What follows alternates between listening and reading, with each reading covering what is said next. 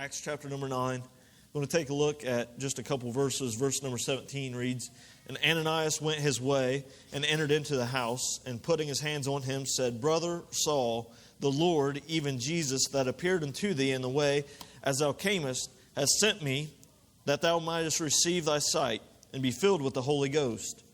Number 18 reads, "And immediately there fell from his eyes as it had been scales, and he received sight forthwith, and arose, and was baptized." Now, I struggled, like I said, I didn't have a whole lot of time, but I came up with a title, and it was originally Gaining the Vision. But I think that a better title tonight, as I was thinking about it today, Gaining a New Vision.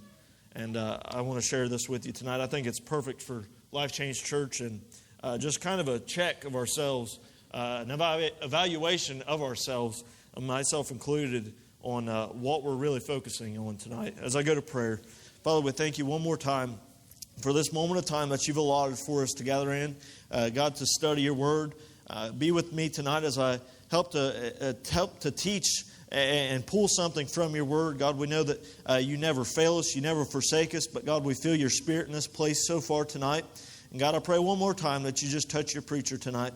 God, that you just purify my heart. If there's anything that stands between me and you, God, I pray that you just purify it. I pray that you just get it out of the way and make me a worthy tool of your kingdom tonight.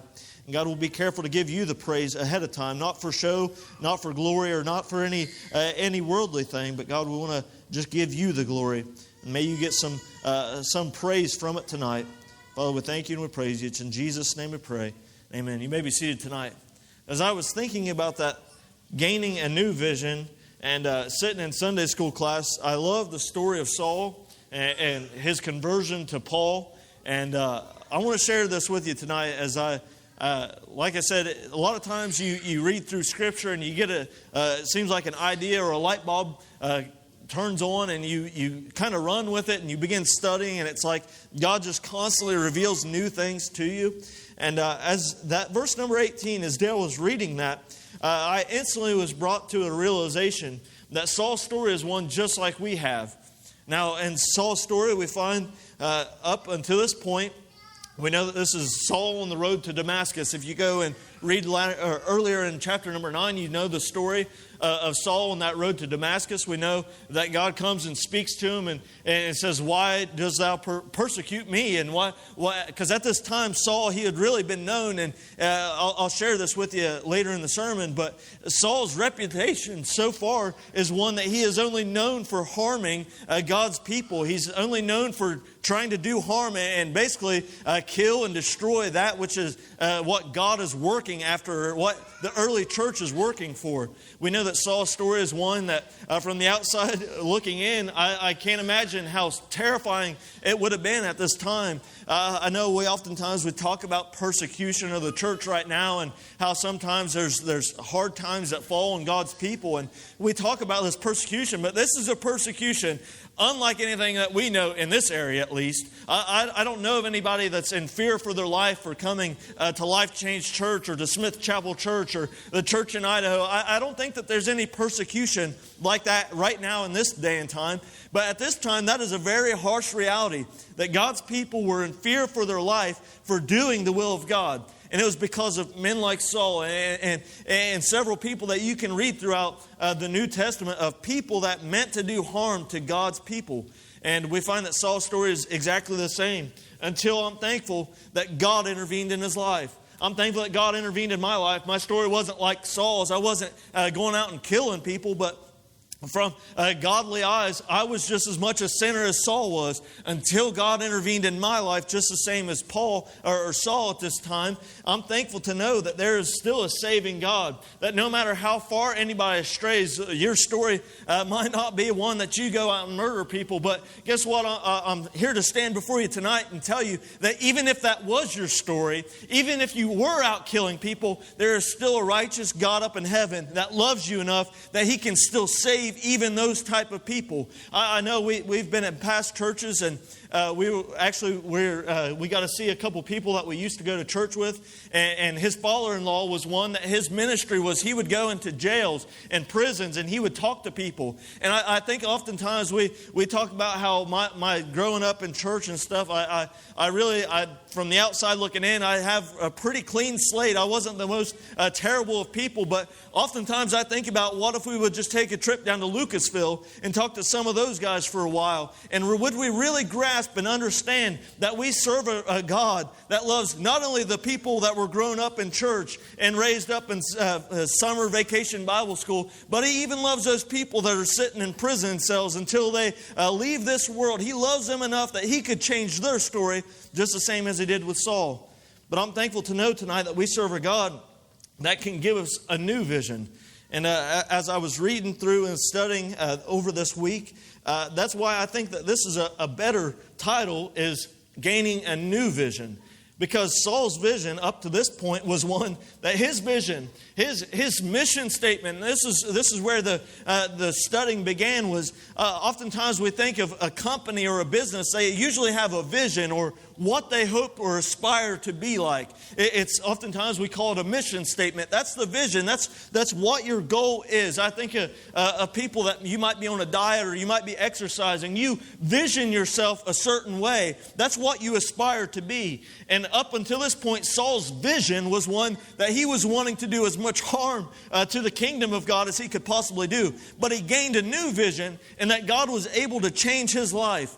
Now, as I began studying, we come across 18, and it speaks of, and immediately there fell from his eyes that had been scales, and he received sight forthwith, and arose and was baptized. Now, that word sight caught my attention. And if you've been in church at any time at all, I'm sure you've heard this story, and maybe you've heard on it preached. Maybe you've heard this exact sermon preached, but I want to share with you tonight. Did you know that there's a difference between sight and vision? I never really gave that much thought. I just always thought that they were kind of interchangeable, that sight and vision are the same thing. That's, I don't have an eye doctor's degree or anything like that, so I just thought that they were the same. But you'll be careful to notice tonight. I want to give you the definition, or this is what ophthalmologists, what they, I think that's optometrist maybe is the right word, but this is one of the things that they speak of, that there's a difference between sight and vision. Sight refers to eyesight. Just the process of eyesight, everything in general. It covers everything about your eyes. But your vision it refers to seeing, processing, and responding to visual information. So I think of a vision as not often we think of sight as I'm able to see, but vision is really what you do with your sight. How you process, how you interpret, how you put things into motion, and how you respond with what you are seeing. Now, in Paul's story, it says that he received sight. But I'm going to tell you tonight that I believe in this moment of time that Saul not only received his sight, his physical sight, but at this moment of time, Paul also received his vision. He received a new vision. Now, how do I come across that? The first thing that I can tell you, that Saul received a new vision. He was set on a new course. Now, you have to be careful to notice this. And you have to understand that earlier in the chapter, we know the story of how Saul, how he lost his vision and how God spoke to him on that road to Damascus. And you got to realize that Saul had not ate, he had not drank anything for 3 days at this time. And we won't get completely into the story of Ananias, but he's a person, a religious person that's tasked with going and talking to Saul at this point. And he was fearful at first, but he goes and he addresses Saul and he tells him exactly what God's told him to say to Saul. But this is how I realized that Saul got a new vision, was because as soon as God spoke to him, as soon as he received his sight, as soon as the scales fell off of his eyes, not was the first thing that Saul thought to do was to go out and eat something. It wasn't to go drink something, but the Bible says that the first thing that he done was he received his sight forthwith and arose and was baptized. Saul's whole life changed in an instance, that he was not prioritizing anything else in this world. He was not prioritizing the things of this world. He wasn't even prioritizing himself. I'm sure he was hungry. I'm sure he was thirsty. I'm sure there's a lot of things that Saul could have chose to run to as soon as he received his sight. But Saul received a vision, a new course in his life, that none of those other things mattered. But he was set on things of God at this time. He received a new vision. Saul, he received a new vision whenever he began to see things for what they really were. And he said, these things don't matter anymore. The lifestyles, the things that I've been doing, none of that stuff matters. But he got a new vision. He said, I'm going to rise and I want to be baptized. And I can see the looks on their faces as Ananias, as he was talking to him. And this man that had persecuted so many people, he had done so many wicked and evil things. I can just see the puzzled look on their faces. He stood up and said, show me the water. I want to be baptized. I want to live a life for God because I have a new vision. Now, as I began studying a little bit about vision and eyes and eyesight and things of that nature, there was a few things. And these are 5 aspects of vision. And this is really, they use these 5 things as a way, as a standard of how to judge people with damage to their vision or people that might be having questions about their vision. They narrow it down into 5 different categories for their vision. And like I said, I always say this, you can go and study this for yourself. This isn't stuff that I'm just making up. I'm not just pulling this out of nowhere.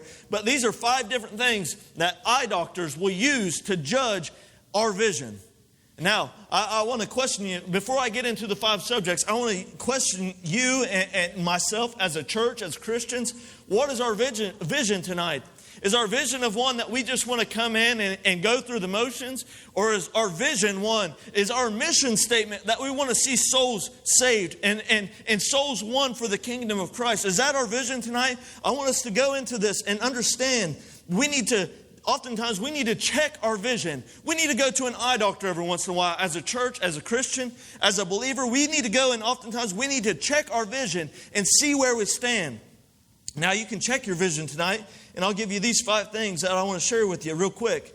The first thing is, the aspects of vision is the eyesight. And that seems like a pretty straightforward thing. That seems like it'd be pretty common knowledge. That's how they check your vision is you go in, and how many have ever been told you have 20/20 vision, or you have very poor vision? And I don't even know my numbers, but they say, well, you need contacts or you need glasses. And I think about my brother, and he had the laser eye surgery done, and now his vision's better than mine. But I remember his glasses looked about like that thick, and they said, well, you definitely don't have 20/20 vision.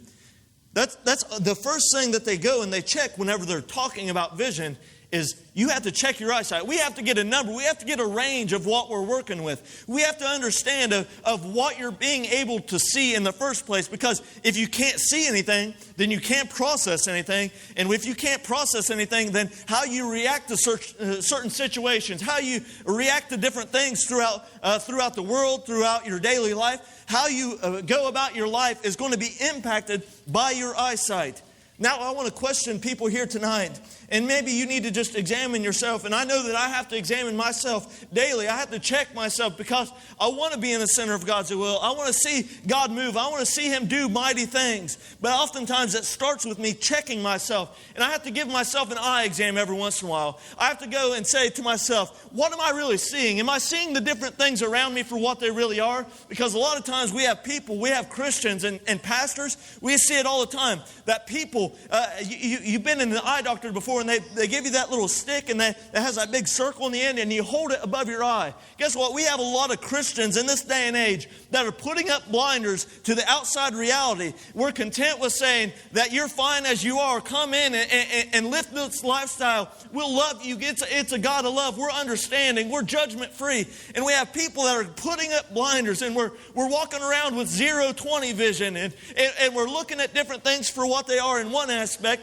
but we're closing our eyes to the other aspects. It's time that we evaluate ourselves and say, if we're going to get our vision right with God, if we're going to get right with what God is wanting us to do, then we have to take the blinders off. We have to see it with 20/20 vision. We have to get a greater focus. We have to understand what's going on around us. We have too many people that are content with saying, oh, I didn't see that. Oh, that's going to be too hard to address somebody about. We don't want to talk about that aspect. That's tough love. That's the Old Testament. We're content with doing that. But all it is we're putting up a blinder. We don't have 20/20 vision anymore. And I think this morning, what a wonderful message.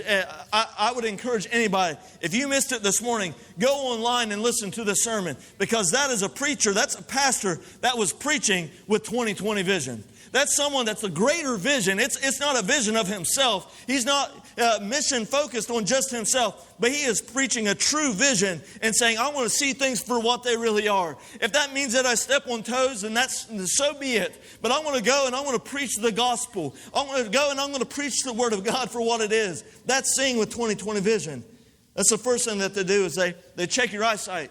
They say, well, you have 20/20 vision. Not only do they check that, but I want to go and I want to encourage you tonight with the next thing that they go and they check is your eye focusing.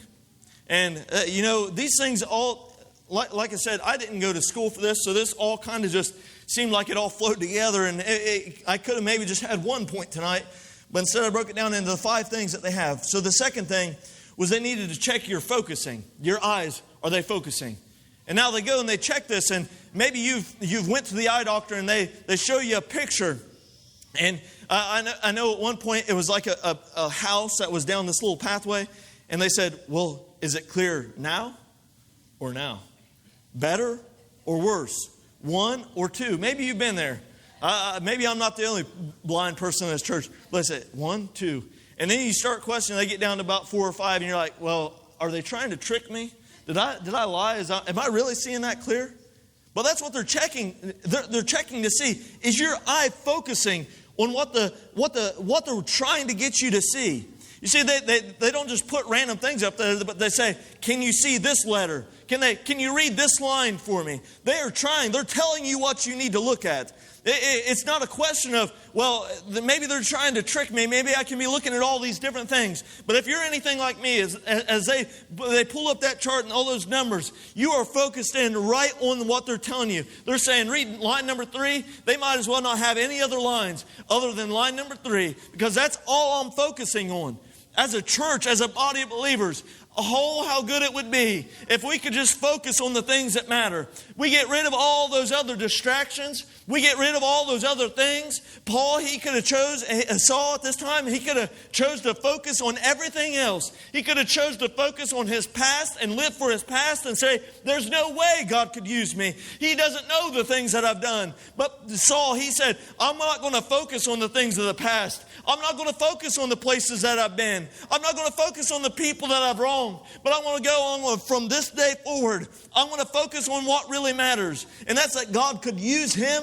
I think oftentimes, other than Jesus in the New Testament, I can't think of any better preachers than Paul. And guess what? His story was one that if he would have focused on all the other things, it would have been we wouldn't have the things that we could go and study. We wouldn't have the stories that help us through hard times. But they go and they check you and they say, are you able to focus on this? And oftentimes we say, well, I can focus on everything else. I can focus on it when it's easy. That big letter E at the top that everybody gets right. We can focus on that. That's not what matters. We need to focus on the things that matter tonight. They check your sight and then they check your focus. Are you able to focus?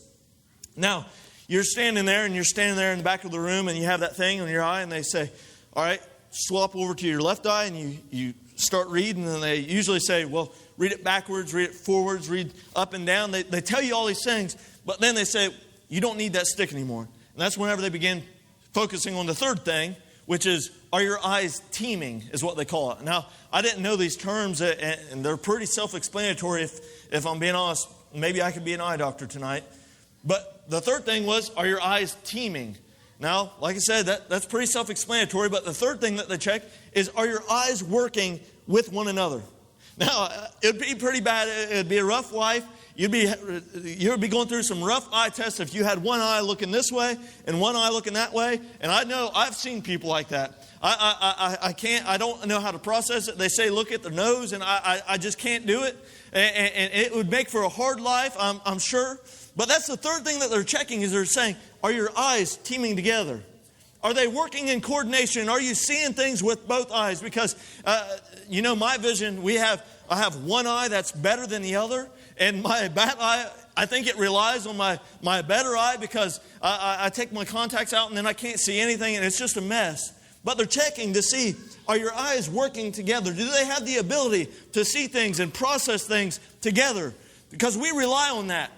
We have, your peripheral vision. In sports, we talk about that a lot. And there was a moment that I tried wearing those big goggles for basketball. And I tried them on one time, and I couldn't see out of the corners of my eye. And it was just bad, so I had to go back to the contacts. But that was me relying on my eyes working together so I can see the wider picture. I can see what's going on around me. You can't see a whole lot if you just hold up one hand and cover this eye.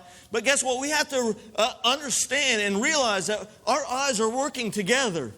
And we need to realize as a body of believers that we need to work together towards a common good. That the church down the road isn't our enemy. That the Christian sitting on the other side of the church isn't the enemy. But just like our eyes are working together in unison, that we're focusing in on the same thing. We're focused in on the same prize. We're reading that line number 3. It's right there before us. God's telling us exactly what we need to focus on. He's saying you need to focus on these things. Focus on all these different things throughout God's Word. These things are good. Focus on these things. But too many times we stumble on one another and we decide to hold grudges. And before long we're covering our one eye and we're just working by ourselves towards a common good. And guess what? We can't do that as a church. We can't do that as a body of believers. A house that is divided against itself, it can't last. It can't stand. But too many times we want to hold grudges. We want to focus on these things that don't matter. And just like our eyes, if we're not working together as a team, what good is it? We can only get so far by ourselves. That's why we talk about it, and Mick preached about it this morning. That's why we preach and we teach. Come into the house of God every chance that you can get. Because we're a team. We're working within each and every single one of us. We're relying on each other to go and to make it not only through this life, but we're relying on each and every person in this church, whether it's a pastor, whether it's a singer, whether it's a testimony. We rely on those things to build one another up. Just like our eyes rely on each eye to work together, to focus on different things. And they go and they check that. They say, well, your eyes, they seem like they're working together. But then they go on to the next test. And this is the one that's always really awkward, I always feel like. But the doctor, he turns the lights off. And he has that little stool that he pulls up. And you're sitting there in the chair and you're sweating. If you're anything like me, I hate going to the eye doctor. I haven't been to the eye doctor and I couldn't tell you how long just because I hate it that much. But the next thing they do is they check to make sure that your eyes are working together. And then the doctor, he pulls up the stool and it seems like his face is about this close to yours. And he says, follow my finger. Follow my finger. And he goes and what he's doing right there is he's doing the fourth thing. And that's making sure that your eyes are tracking what's going on around it. Because, if he says, watch this way, and he brings his finger out and you go like this, you can't see what's going on. He's testing, are your eyes tracking? Are your eyes tracking? Are you grasping? Are you following what you're supposed to be following? And this is one that gets us in, and we trip up on this a lot. But we're tracking. And maybe you're like me and you've been in a church service before and you're tracking. You're right listening into what the preacher or the pastor's teaching and preaching. You're there mentally. You're focused in. Your eyes are working together. You're tracking exactly. But then the enemy, it seems like it creeps in and you begin to lose track of what you're focusing on. And the enemy, he gets you pulled in. And before long, you might as well not even be in church because you're focusing on everything else that's going on around you. You're focusing on the camping trip that you're going to take. You're focusing on the Super Bowl that's going on later on that night. You're focusing on all these different things. And before long, you're tracking the things that don't matter. That is where I have been. I'm preaching to myself here tonight that I track a lot of other things that I probably shouldn't be tracking. But we need to rely on our eyes. We rely on our eyes to track different things. And my driver's license, I can't remember I think it's a class D or a D restriction that it feels like they're judging you, but they say you're restricted. You have to have corrective lenses of some sort to drive. What that is they're making sure that you don't get in a car and that you can't track the kid that runs out in front of you. Or you can't track the deer that's running out in front of you. You have to rely on those things that come. Because maybe you've been in a wreck before, but those things, it's not always planned. You can't just sit there and say, man, a deer is going to run out in front of me here in 30 seconds, and I know exactly where it's going to come from. But guess what? It happens at the worst time. And then you have to rely on you being able to track that thing in order to avoid a collision. You have to rely on your eyes to the ability to track what's going on around you. You can't just be focusing at the road. And I remember whenever I first got my permit, and I'm driving back from Chillicothe, and I'm watching, and the steering wheel's right here in the front of the car, and I'm looking about 3 feet in front of that car because I want to stay in those lines. I'm focusing on the speed, the speedometer. I'm looking at all these different things, but I'm not tracking what's going on around me. How many would be willing to say that whenever I lose track of what's going on around me, whenever I'm losing track of my train of thought gets off of godly things, it seems like that's whenever all the things creep in. That's whenever the deer runs out in the road. The enemy is lying in wait, and he's waiting for you to get tripped up. He's waiting to pull you out of the center of God's will. And just as quick as that deer runs out in front of you, you find yourself, you're out of church, you don't have a prayer life, you're not reading your Bible. But guess what? We have to readjust ourselves sometimes. We need to get some corrective lenses. That way we can track the things that matter in this life. Saul, he had been tracking for so long. That's what he had been groomed to do. This is a man that he wasn't just a man that was just some random person, but this was a person of power. This is a person that he had been tracking this for a long time. He had been focusing in on how to persecute the church for so long. He had been tracking that one-track mind of day in and day out. He is persecuting. He's doing the wrong things. But whenever he got a new vision, I'm thankful to stand before you and say that Saul's life wasn't tracking those things anymore. But Saul's life was tracking the things of God. Saul's life was given over to a cause of Christ. That one that not only was it just there for a moment and there for a season or there for the fun times and the good times when it was up on the mountaintop, but Saul's life, he would be known as Paul. And Paul would go and be martyred as a follower of Christ. You tell me that's not a person that's tracking the things of God. You tell me that that's not a person that has their eyes tracking what God would want in their life, regardless of fame, regardless of monetary value, regardless of the things of this life, and regardless of his own life. He was willing to go and say, I want to die for the cause of Christ, because he had been tracking. He had got a new vision. His vision wasn't obscured by other things of this life, but he was said, I want to purpose down deep in my heart. I want to track after what God would have me to track. I'm thankful to know tonight that God loved me enough that whenever I was tracking other things, I was tracking, going down this lifestyle. I was tracking after doing this, and I didn't want to be in the house of God, or I didn't want to do this. God loved me enough to say, I want to give you one more chance. And he was willing to save me. That he was willing, before I was ever even a thought, he was willing to send his son to die for me in my lost state. He said, I want to love you enough to do that you might have a chance of getting your eyes fixed. I want to give you a chance to change your vision. I'm thankful to know that tonight, that he did that with Saul's life, and he done it with mine. Now, this is the last point that I make, and hopefully you can walk away from here. Maybe you feel like you've already learned something, because I know that I had. But the last thing that they go and they check it. You're following the guy's eyes, and then they say, what's your perception like? How do you perceive things? And this is really the main grasp. This is what their goal is, you know, if you go to an eye doctor and you can go and you can ace all these things, but you can't grasp, you can't understand what's really taking place. You don't really perceive what's happening around you.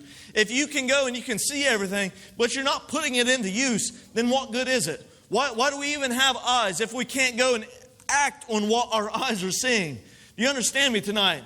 That we can see what's going on around us, but if we choose to sit back and say, well, that's just the way that things are, that's just the way that they've always been, but we don't act on it, then what good are our eyes? What good are we as a Christian? What good are we as a church if we're seeing the things that are going on around us and we're not doing what God's calling us to do? Saul, he didn't choose to sit back. He didn't choose to say, well, now I can see, so now I can get back on with me persecuting the church.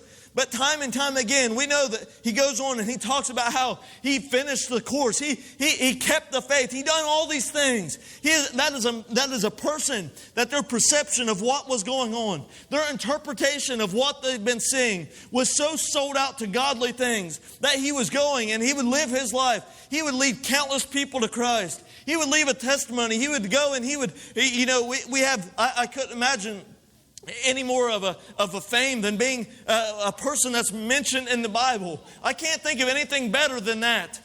But Paul saw his life was given over. He had perceived so many things, but he chose to act on it. And that's what the most important thing is. It doesn't matter if you can go in and you can read every single line on that chart. It doesn't matter if you can hold that stick up and you can read it forwards, backwards, upside down. It does not matter tonight. As long as you go and you choose to say, well, I can see it, and you don't do anything with it. We're too busy being a nation of people, a community of people that are still, we have 20/20 vision. We look the part, we do all these things, but we might as well be blind tonight.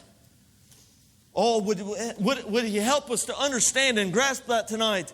That if we want to see revival, if we want to see people come and get saved, if we want to see these people that we've been praying for so long, if we want to see them come to a repentant spirit and humble themselves before God, we have to open our eyes and understand that we have to act on it as a church. We have to humble ourselves in our daily lives. We have to pray for these people. We have to get into the Word. We have to come into the house of God. We have to lift up a testimony or a shout of praise. We have to do our things, because just seeing it isn't enough tonight. Saul, his story, Acts chapter 9, it's just the beginning of Paul, his new vision. And I love that tonight. That may be your vision. And a lot of times I love getting to go to new churches, and mainly because they don't know my sermon, so I can preach the same ones over again. They don't know it. I love getting to do that. But I also love going in. I don't know anybody whenever I go there. The first time I went to Kentucky and had the chance to go preach there, I didn't know a soul there. I really didn't even know who invited me. It was kind of like a guessing game walking in. I don't even know who invited me. I don't even know if I'm supposed to be here. But I love going there because I don't know their story. I don't know where they stand. And it's easy. It's really easy to go in there with 20/20 vision saying, I'm going to focus on trying to get lost souls saved. I have an understanding. I'm focused in on that target. I'm tracking people. I'm doing exactly what I'm supposed to be doing. But a lot of times, my perception gets lost. And I lose sight of that.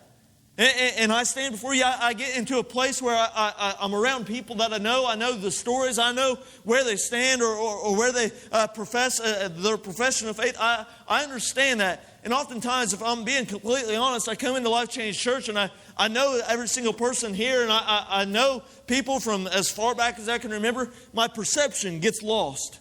And I lose sight of what I'm supposed to be interpreting, how I'm supposed to see the outside world. And if we're not careful, it's very easy to do that. And maybe you have a perception of yourself, and that's where you are tonight, is you have a perception. Your eyes are focused on all the wrong things. And you came in on a Sunday night, and you're coming in because you know that that's what you're supposed to do, whether you know that's what you're supposed to do or mixed up on your toes this morning. But you're here for a reason tonight. But your perception is one that you've completely lost sight of it all. That you can see things going on around you, but you don't know how to act on that. Guess what? I'm standing before you tonight. That Saul's life, if you could read throughout Saul's story, and his conversion, his name changed to Paul, whatever you want to call him, it doesn't matter to me. But if you look at his story tonight, you'll find a man that he had every single reason to not go through with what God was calling him to do. You realize that tonight?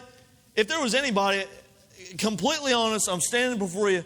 I struggled with it. I ran from it. I didn't run from it as long as some other preachers. But whenever I felt like God was calling me to preach or to give my story and go and to do His work, to go out and to evangelize, whatever you would call it, there was a brief moment of time where I wanted no part of it because I was focused on all the other things. I was focused on the past. I was focused on how there's no way if somebody that knew me, where I was in my story, there's no way that they would come listen to me preach. I was focused on all those things. So my perception of how things were, my perception of myself was I'm not worthy to go and to do what God's calling me to do. So I ran from it. And maybe that's where you are tonight.